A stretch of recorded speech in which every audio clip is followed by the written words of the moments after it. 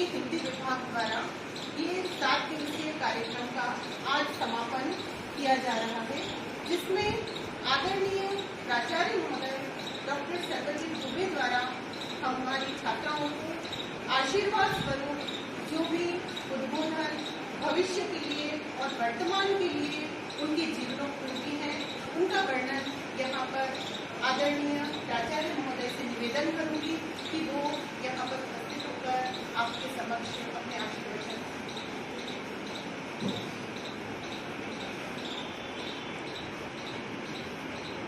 हरदेव जोशी राजकीय कन्या महाविद्यालय के हिंदी विभाग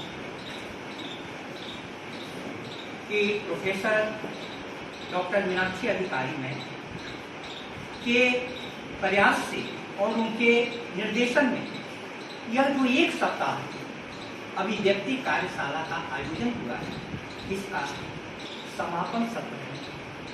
प्रिय विद्यार्थियों, आप लोगों को कुछ मुख्य बातें जाननी चाहिए। उसमें से एक महत्वपूर्ण बात यह है कि जीवन की अनुभूतियां सबकी अपनी अपनी होती हैं, सबको अनुभूति होती है। एक पशु को भी अनुभूति होती है, मैं कहता हूं पौधे की भी अनुभूति होती है, लेकिन पशु और पौधे अपनी अनुभूति को अभिव्यक्त नहीं कर पाते हैं। मौखिक अभिव्यक्ति तो कदापि नहीं कर पाते हैं।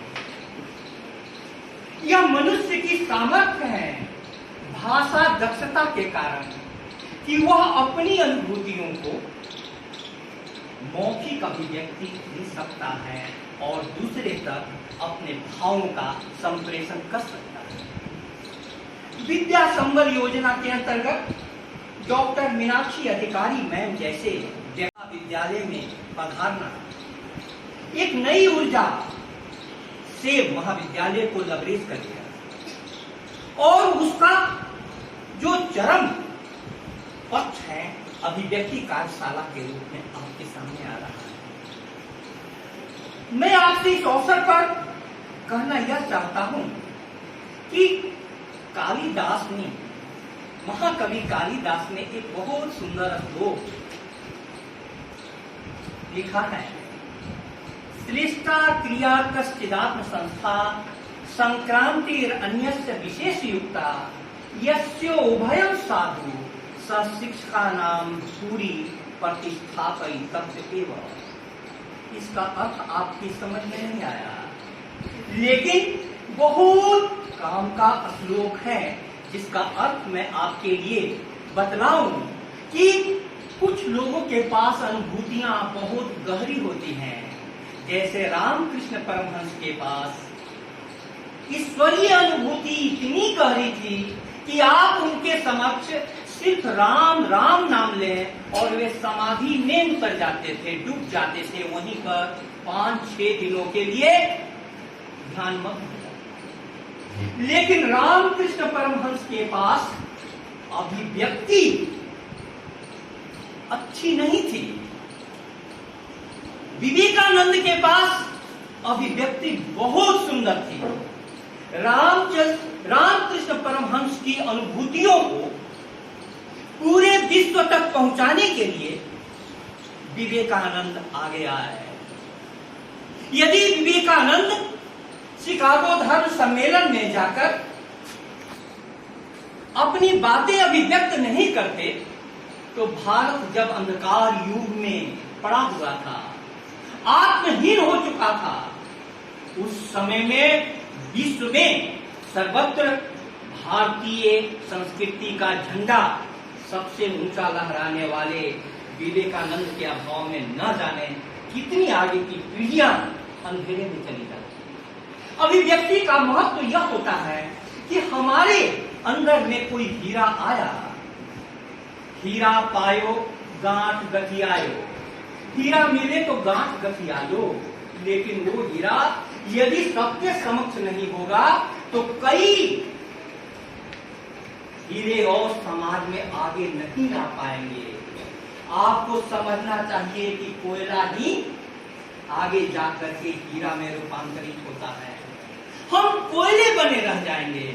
इसलिए हीरा का अभिव्यक्ति होना चाहिए। हीरा की अभिव्यक्ति आपके अंदर में जो है वो बाहर आनी चाहिए, नहीं तो दुनिया कैसे जानेगी, कैसे जानेगी। इसीलिए अभिव्यक्ति कार्यशाला का बहुत बड़ा महत्व है। गुण बड़े एक से एक प्रखर है छिपे मानवों के भीतर।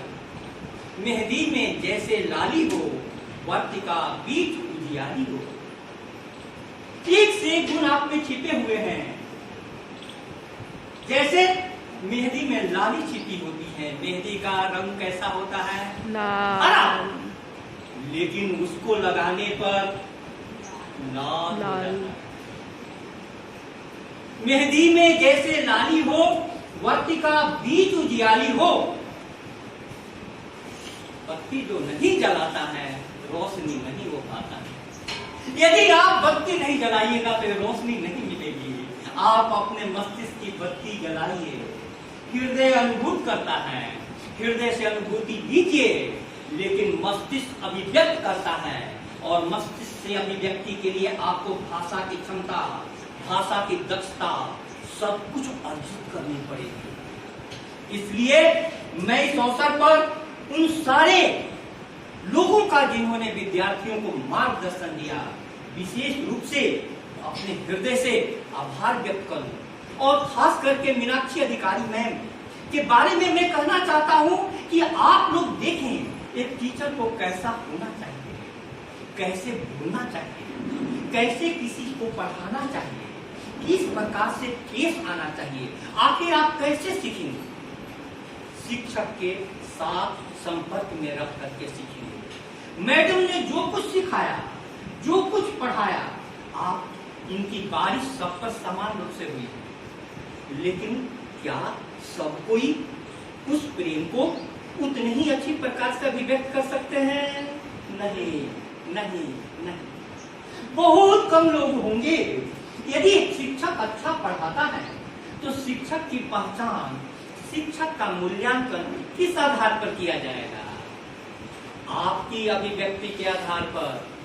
इस दृष्टिकोण से मैं कहूं प्यारे विद्यार्थियों, आप शिक्षक जब कुछ पढ़ाए तो उसको घर पर जाकर के उसका अभ्यास करें, और अभ्यास करके दूसरे दिन आकर के आप स्वयं बोलें कि मैम आपने कल जो पढ़ाया उसको आज मैं अपने शब्दों में अभिव्यक्त करना चाहता हूं।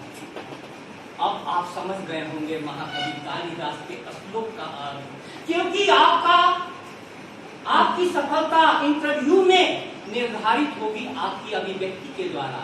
परीक्षा एक लिखित होती है जिसमें आप लिखित अभिव्यक्ति देते हैं, लेकिन साक्षात्कार आपका मौखिक अभिव्यक्ति की जांच करता है।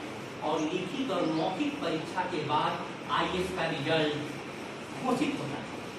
आप जीवन में ऊंचाइयों पर जाएं, इसके लिए हम सभी सीढ़ियां बना रहे हैं। उन सीढ़ियों में से यह एक महत्वपूर्ण सीढ़ी है। इसलिए मैं आशा करता हूं कि आपने जो कुछ अभिव्यक्ति कार्यशाला के दौरान जिन जिन शिक्षकों से सीखा, सारे शिक्षकों की अभिव्यक्ति एक प्रकार की नहीं होती, सबकी अलग अलग करने की शैली होती है। तो मैं आपको इतना ही कहना चाहूंगा कि आप अपनी अभिव्यक्ति को कैसे धारदार बना सकते हैं, क्योंकि धारदार अभिव्यक्ति के द्वारा आप दूसरे को अपने साथ जोड़ते हैं, कनेक्ट करते हैं। आपके हृदय में क्या है उसको बताने के लिए आपके पास अनुकूल शब्द चाहिए। शब्दार्थों सहितों काव्यम, और जिस शब्द को आप बता रहे हैं उसका एक अर्थ भी निश्चित होना चाहिए, और वह अर्थ ऐसा होना चाहिए कि दूसरे के हृदय में, दिलो दिमाग में आपकी सारी बातें कहते हैं। इस दृष्टिकोण से आप अभिव्यक्ति कार्यशाला में अपने प्राप्त अनुभवों को घर पर जाकर के सोचिएगा, उस बिंदुओं को नोट कीजिएगा और उसका अभिव्यक्त करने के लिए प्रयास कीजिएगा। क्योंकि किसी भी प्रतिभा का विकास कब होता है? अपनी वाणी को विराम देने के पहले मैं आपको बताऊं कि प्रतिभा का बीज पिछले जन्म से हर व्यक्ति लेकर के आता है, लेकिन वो बीज अंकुरित होता है जब आप विभिन्न प्रकार के किताबों को पढ़ते हैं, विभिन्न प्रकार के शिक्षकों को सुनते हैं, और तीसरा वो भगवान के निर्देशन में अपने पढ़े हुए को और निखारते हैं और निखारते हैं और निखारते हैं। बहुत बहुत धन्यवाद, आपका भविष्य